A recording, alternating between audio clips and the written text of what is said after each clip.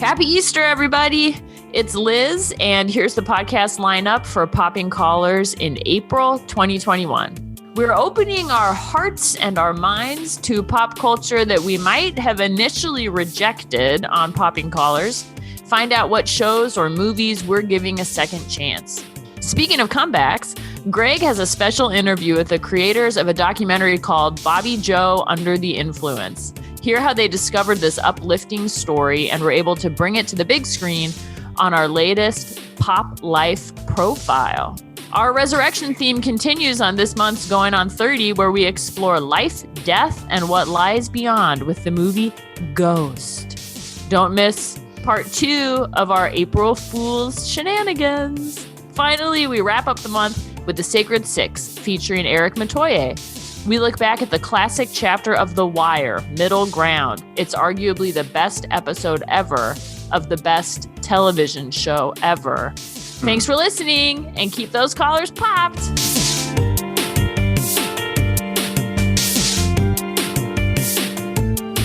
Hi, this is Donna Jones. I'm with my husband, Brent Jones. We're filmmakers. We made the movie Bobby Joe Under the Influence, and you are listening to Popping Collars.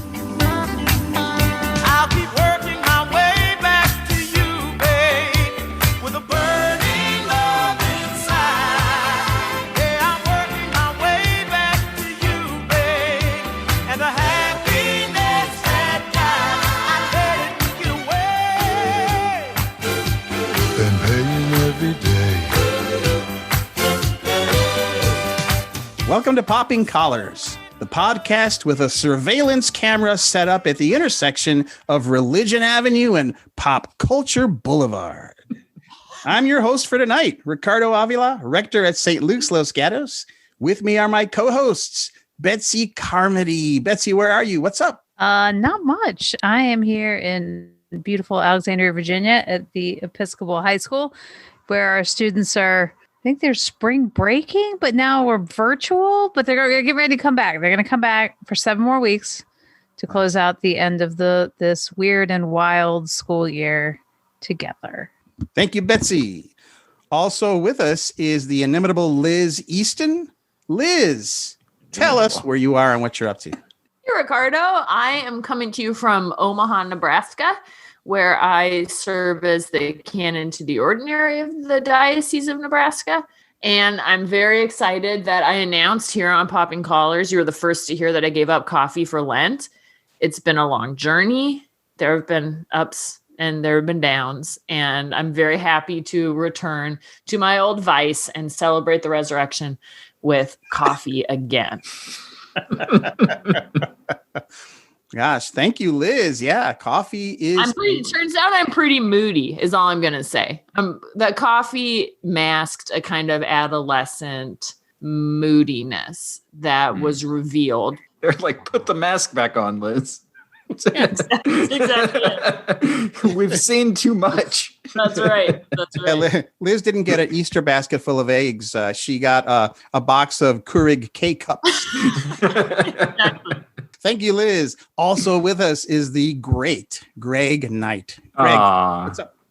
Not much, Ricardo. Greg Knight. I'm down here in Palm Beach, Florida, where I work at the Church of Bethesda by the Sea as the Director of Children and Youth Ministries. We have just done Easter, which I think I talked about on our book club episode. So if I'm repeating, you guys are just going to have to deal. But we did 10 services. 10 Easter services. Whoa. On Easter Day. Here was the amazing plan. We have 3 clergy that are on staff at Bethesda. So we set them up at 3 different locations around the church property, and they ran services simultaneously. So there would be 3 services going on at the same time at different locations around the property. 3 times, and then 1 sunrise service. That's so smart. 10 total services. Wow. Thank you, Greg. Okay, well, today's topic is second chances, where we each discuss a pop culture artifact that we initially rejected, but then went on to give a second chance and soon embraced like a long-lost love that almost got away. You know, it kind of reminds me of the Gospel of Luke. Because if I had one title to give to the Gospel of Luke, and I can speak as an expert here because I have served at 3 different parishes named St. Luke's, Long Beach, San Francisco, and Los Gatos in 10 years. If I had to give one title to the Gospel of Luke, I would call it the Gospel of Second Chances. Here's my little preaching moment. Examples abound in Luke of outcasts being restored, of losers being loved once more. So only in Luke you hear the story of the 10 leper outcasts who are healed, given a second chance to rejoin their community, and that Samaritan who runs back to say thanks to Jesus. Only Luke tells the story of the prodigal son who comes back. We hear the criminal dying on the cross saying, Jesus, remember me when you come into your kingdom. And Jesus says, today you'll be with me in paradise. And only Luke's gospel has Zacchaeus, my favorite New Testament supporting actor character, that short little tax collector who collaborates with the Romans, but then has a transformative moment when he encounters Jesus. So just like the Gospel of Luke, tonight we will speak of second chances as our guiding light and discuss pop culture that came home to our embrace once more. That's good. Wasn't Zacchaeus your wedding gospel? Yes, it was. Partly because he was short. And we were married on St. Luke's Day, October 18th. So full circle. Wow. So the gospel of, the podcast of second chances. So we're going to talk about those things that we realized weren't so bad after all. Now, how we're going to do this is it's not the wheel anymore, I think. Are we back to the It Is Well With My Soul bag? We are. Nice. We are indeed. Nice. We are going old school. So Greg is going to pick a token from the bag with one of our initials on it. And Because I'm not going to give the wheel a second chance. yeah, Betsy cursed the wheel into oblivion. Well, you may as well just keep talking, Ricardo. Oh, first. The bag has chosen thee. Wow. I used to complain about always being chosen last, and I got to say, it's looking pretty nice these days. Okay. So there is one glaring TV show that I used to watch religiously. And in fact, I was proposed to during a commercial break. But lo and behold, I only watched about 3 episodes of the final season and haven't seen the rest since. And that show is Lost.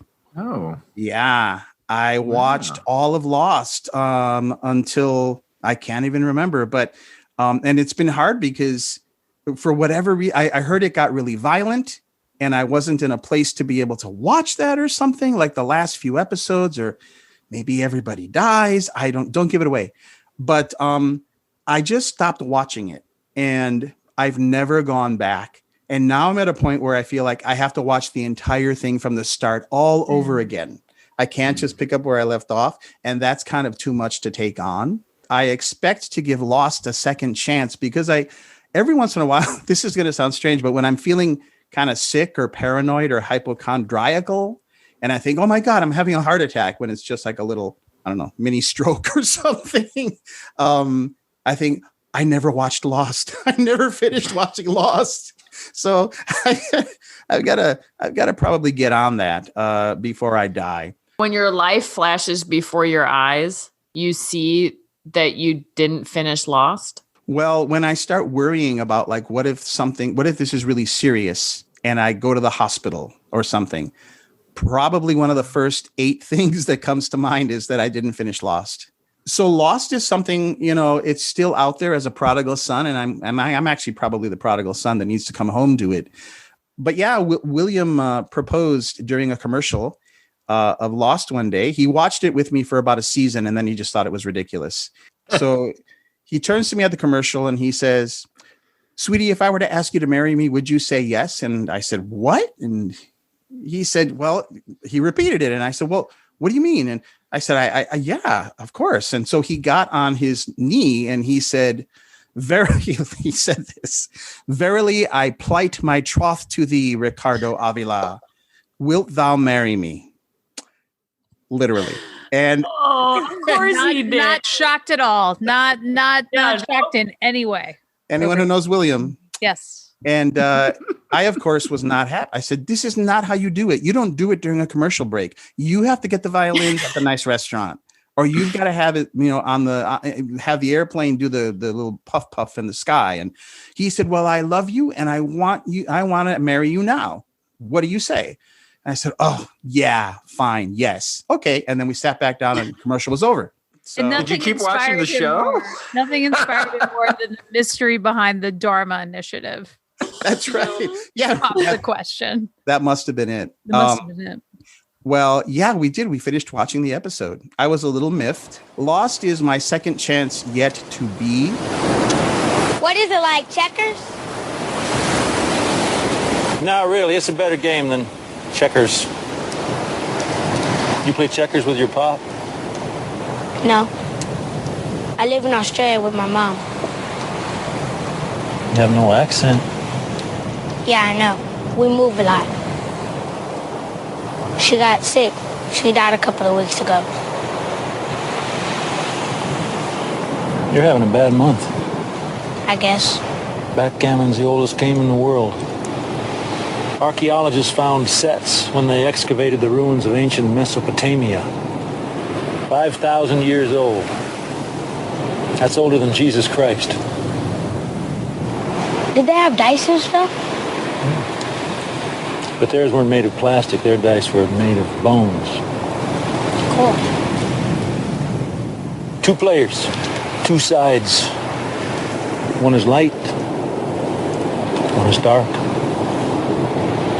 Do you think if you rewatched it, especially when you got to the episode where William proposed to you, that like the memories of the past would start flooding back?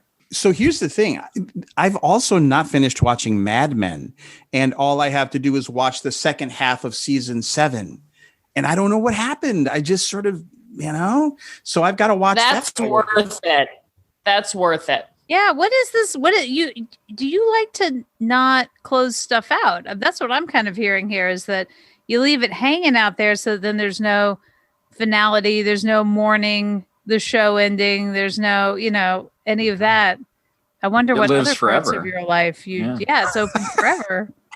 Relationships. I wonder, it makes me feel like maybe you're like an Enneagram 7 or something. I don't know. I'm curious about that. Do you finish books? Do you have situations where you don't finish books? Oh, I almost always finish books. I do. In fact, I just finished War and Peace. Oh, Friends. 1,215 pages. Who needs Lost? Who needs Lost? There are no polar bears in that, but I think that's a great accomplishment. It is quite a feat, and that I have finished. And I would say that part of it, you're right, is a little bit of like, I don't know what it is. There's probably something psychological going on there, but I do want to get back to them. I really do. That's it. Cool. That's my choice. Awesome. What else does the It Is Well With My Soul bag have to say for who's next? It has fallen to me. Greg. Well, it's funny, Ricardo, that I'm following you because I'm doing the Betsy special. I've got 2 things, which I guess isn't the Betsy special. I don't do that. It's just that Ricardo comes in. I have 4 things. It's just that I know that Betsy's going to say something when I say that I have 2 things. I know. But one's like a small thing. My small thing is Charles Dickens related, though. I know. Yeah. Confess. So when I was in 9th grade English, we were assigned to read Great Expectations. And I read the first chapter and didn't read any more of the novel. And I flunked the test and Cliff Notes? No. Got kicked out of honors English the next year. Oh, great. And, life goes on. However, I rediscovered that I still had this book, like sometime in like college. Like I found, Great Expectations hiding in the back of the closet. And I was like, well, let's read this book that got me kicked out of, honors English in high school and see what happens.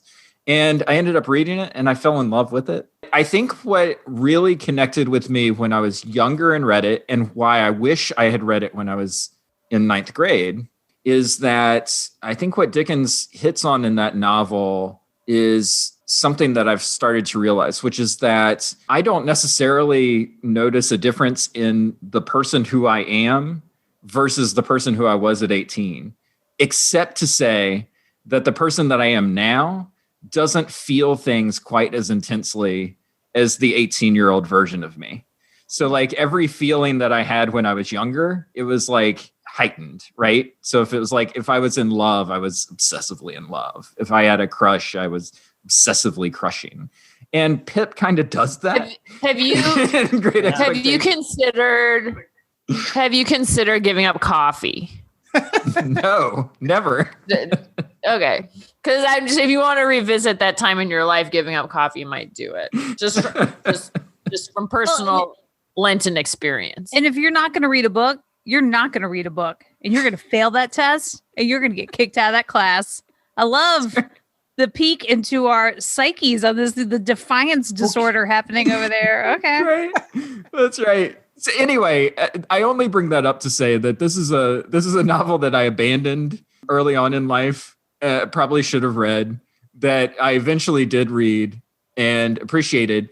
You know, if you had read it, you might not even know us. You might like own a podcast empire or something, because you would have learned some lessons from it. Who knows? I'm sure I would have self-sabotaged some other way. But no, my real thing is actually something that I have rediscovered recently within the past year during the pandemic, which is that I have come back to Marc Maron's podcast, WTF. Now, Marc Maron's podcast is not for everybody. However, 3 significant things happened in his life over the past year. One was the pandemic, which prevented him from being able to do stand-up and to have people come to his garage to do his podcasts and all of that stuff. The second thing was the cancellation of Glow. And I think the cancellation came out of left field for the cast. Certainly he seems to indicate that it came out of left field for them. And then the third thing is that his fiancée, Lynn Shelton, died. Lynn Shelton, who made the really great movie, if you ever get a chance to check it out, called Sword of Trust. I think that was the last thing that she made. She's a great Seattle director. Did not know that. Big feature in Seattle scene. My friend Tomo was in her movie Touchy Feely, which is also a great movie with Elliot Page. It's a very sweet movie. So the Maron podcast for the past year is the same as usual. Like, you know, celebrities come on and talk about whatever. And he does kind of quasi therapy in his interviews and stuff. But it's also been tinged with grief. And he's totally open about it and vulnerable about it. And he admits to otherwise, but I was able to exist in a state of self-acceptance because of her love for me. And I made her laugh all the time. And she made me laugh, and we were happy. We laughed a lot. We played Crazy Eights. We cooked food together. We traveled. We wrote.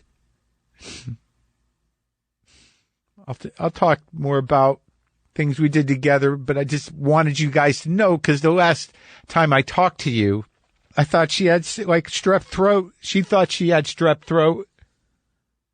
And she went immediately and got a COVID-19 test, and it was negative. And she met with her doctor online, and, you know, we treated it as strep throat.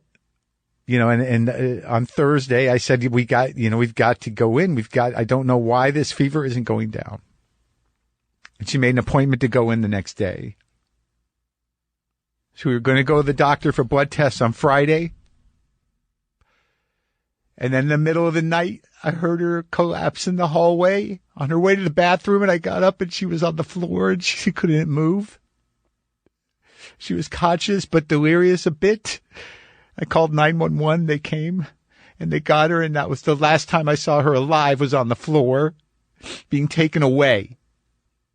Then over the course of the day, there was never any good news. So, you know, when he does his monologues to start the show, he'll talk about where he is in life and how, like, he had to get to a Zoom meeting that week because he wasn't in a good place, because everything's crashing down on him like a wave. And he needed to talk to his sponsor, and he needed to get right again. He'll talk to his guests about his brokenness and where they're broken in life. It's become therapeutic in a way that I've sort of found helpful, which is to say that he's also this very sort of raw person, just kind of talking about feelings and emotions right now. And for me anyway, that's been a really good thing to sort of rediscover.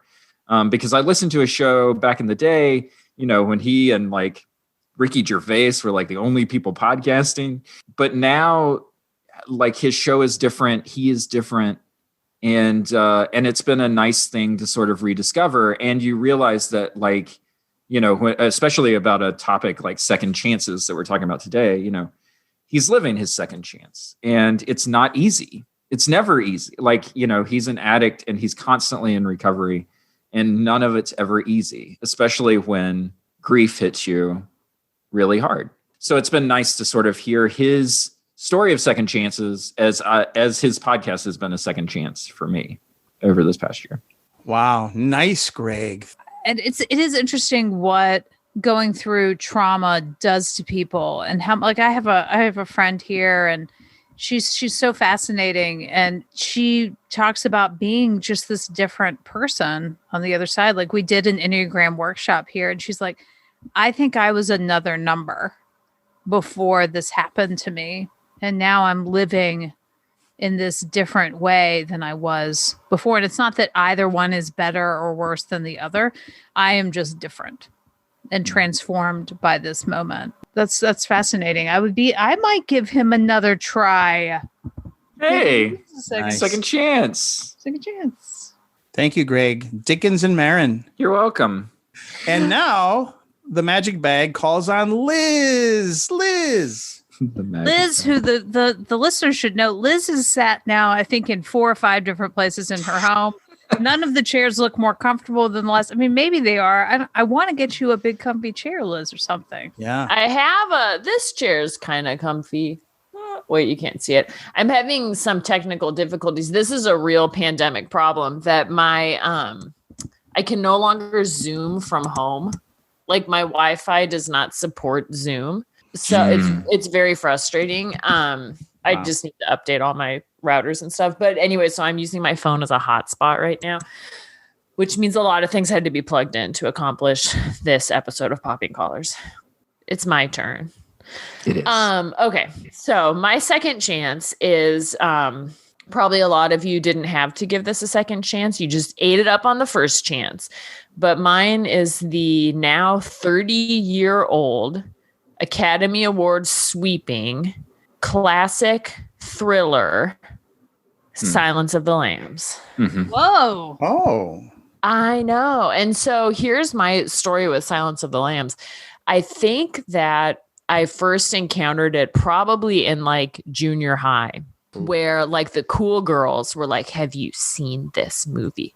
It's the scariest movie in the world. It's so scary. And they hyped it up to me that I really believed that I did not have the capacity to watch Silence of the Lambs, that it was so scary, like life-changingly scary, that I just couldn't watch it. And I've tried over the years, like if it was on TV, I was like, okay, I'll give it a chance. But whatever I had in my mind, my preconceptions would just freak me out too much.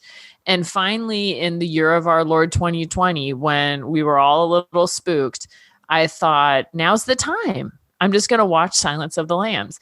That is an excellent movie. Like, I had no idea. I think I was picturing that it would be something a little cheaper. Like, I thought that it would be more horror. And I know that some horror enthusiasts will claim it as part of their genre. And there are definitely horror elements, but it's not gory at all, which is part of why it's so scary. There's like one gory scene, but for the most part, it's super... the gore is in your imagination. You know, it's very psychological and alluded to. There's so much that I appreciated about it.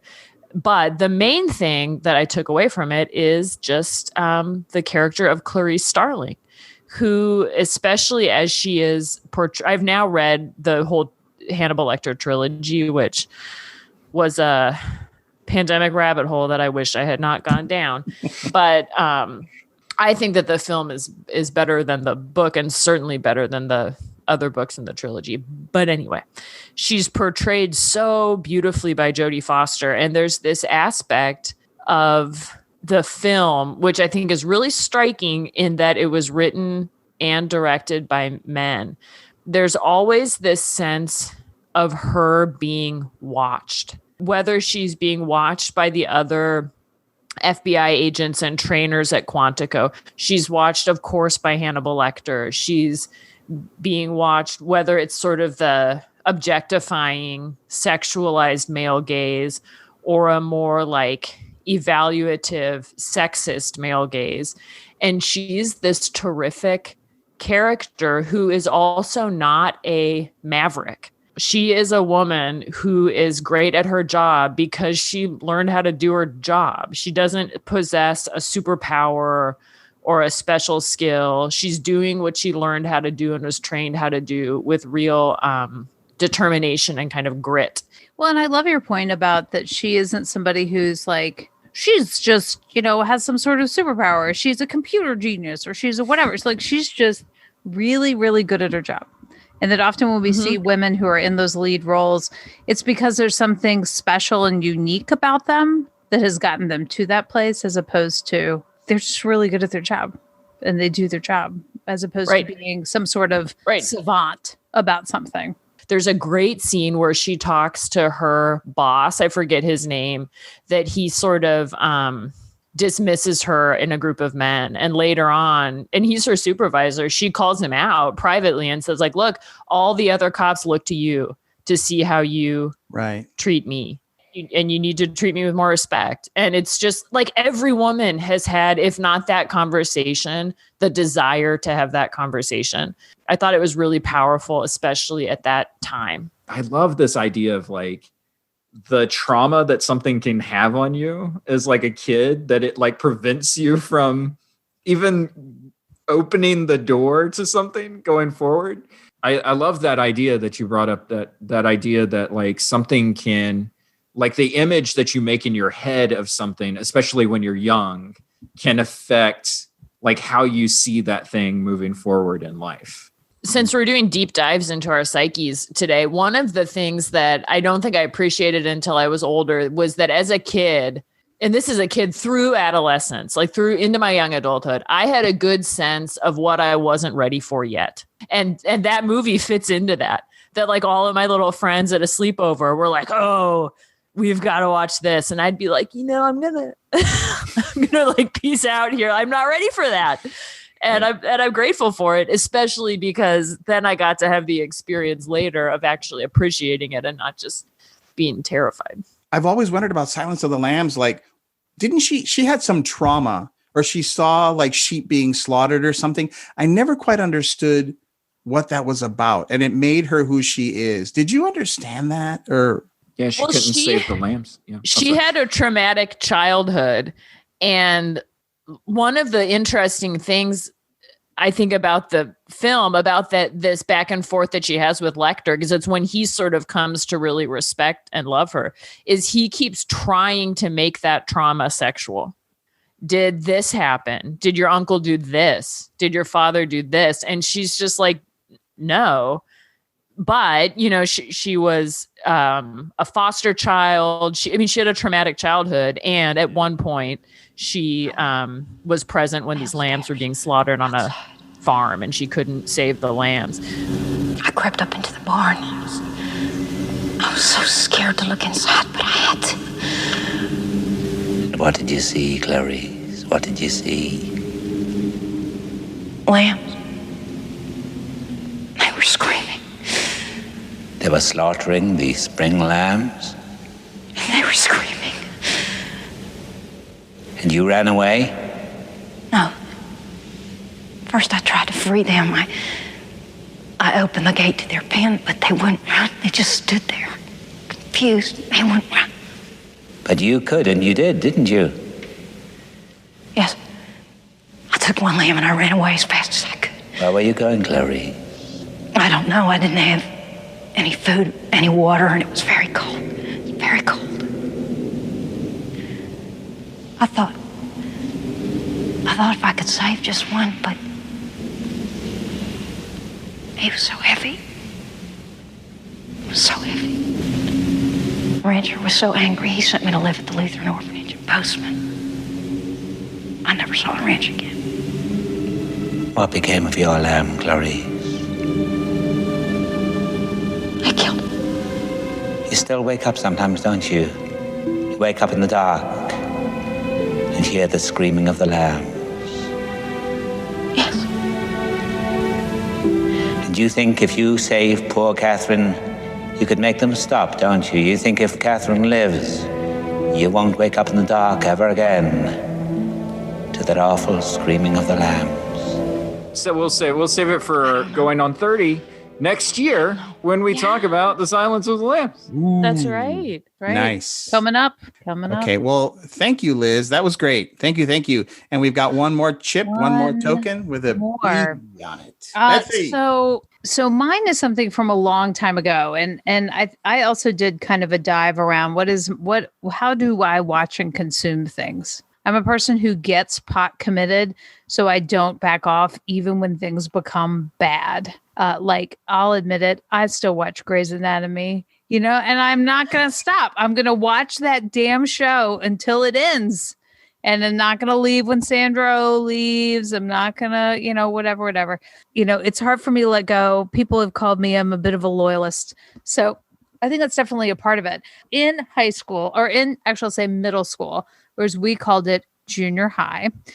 In junior high, what was really popular, particularly among the boys, if I think about what boys would be wearing, right?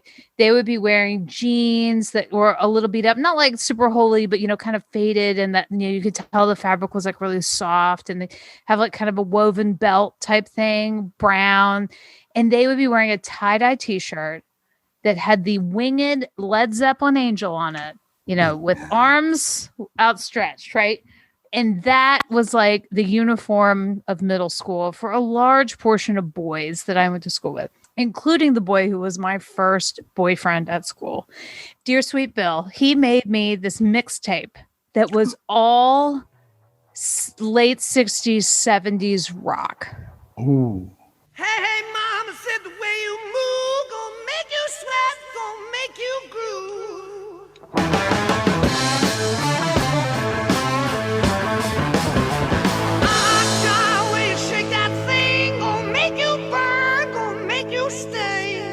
And, songs that really like talk a lot about love and things like that, things in a way where I'm like, this is making me a little bit uncomfortable but boys aren't listening to the lyrics. Like, what does he mean? What is he trying to tell me? What does he want from me? Oh, geez. Rocks. It's just read totally into, right. So in our heads, right, as like ninth graders. So he makes me this tape, and I'm over here like, I like The Cure, I like REM. Like, what is this stuff?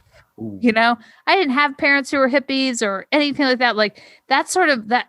I was not as into, like, aside from U2, like rock music was not really my thing. I was your alternative, like that sort of person. So I really was like, thanks for this mixtape, because, everyone knows if you lived in that time, receiving a mixtape was really great.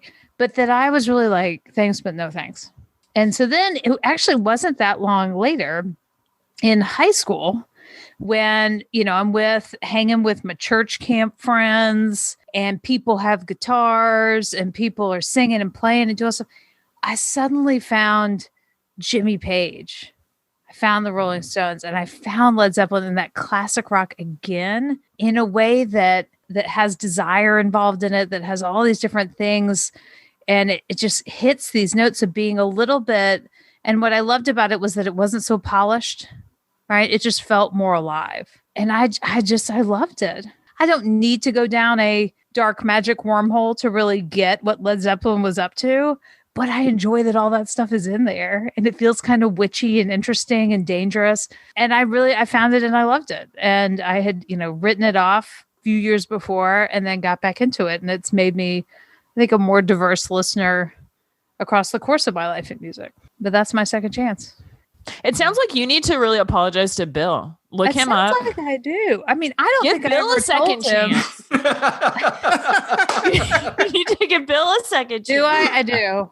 Yeah. Betsy, I have a lot of things. I've got like 7 things. Wow. Oh no. Oh my gosh. Betsy, first of all, you need to give Bill a second chance because that would make a great Hallmark special. She had a Christian podcast and the episode was on Second Chance. And she remembered Bill and the mixtape. She And he looked was him up. listening. He was driving in his car, Yes. and all of it, and he was listening, and he was like, "Oh my god!" Oh, you've got the Widow. mixtape in a shoebox. You've got the mixtape in a shoebox. It's like Yes. covered in dust, and you're like, Hallmark movieing my life. Well, we've done this to Greg. We all will get our own Hallmark movie. At and then some you point. put the mixtape in, and it's like, da-da-da-da-da-da-da-da-da-da-da. That might have been the first song. That might have been the first song. Oh, Bill is great. Mixtapes are awesome. That's the other thing. They are Mixtapes. I wish we could go back in time and do not even mix CDs, but mixtapes. I spent hours making mixtapes and mix CDs for friends over the years. It was so blissful. I would recommend, as we're getting back into the weather being nicer, one of my colleagues here at school who has been a guest on this podcast, Steve Castle, who did our Friday Night Lights podcast, he will do mixtape Mondays sometimes where we will, in the summertime, sit outside and people bring mixtapes and mix CDs from their past to share with the room. It's really fun because it's a story and a memory and an experience that you just kind of step back into.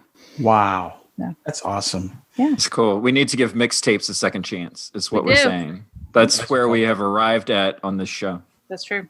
That's right. Okay. Well, gosh, those were awesome second chances. And I got to say, we really ran the genre gamut from TV shows to podcasts to mixtapes to movies. So what in your life needs a second chance? Ponder that, if you will. You never know. It might reveal something about your own psyche like we have today. Where can people find our podcast on the intertubes? Well, that's it for Popping Collars. And you can find us on the internet, wherever you found us to listen to today's podcast, including poppingcollarspodcast.com. You know what? Just type in Popping Collars and we're so Exactly. popular that, at least on my computer, we come up first. You can find us on episcopalcafe.com. That wonderful website that everybody loves. You can find us there. We love them. We know you will too. Just a reminder, we are the longest running Episcopal podcast in history. Yeah, we are. Every time you listen to us, you are taking a piece of history into your heart and mind. And if you used to listen to us back in the day when our audio was terrible and Greg didn't know what he was doing when he was editing the episodes, give us a second chance. Jump back in.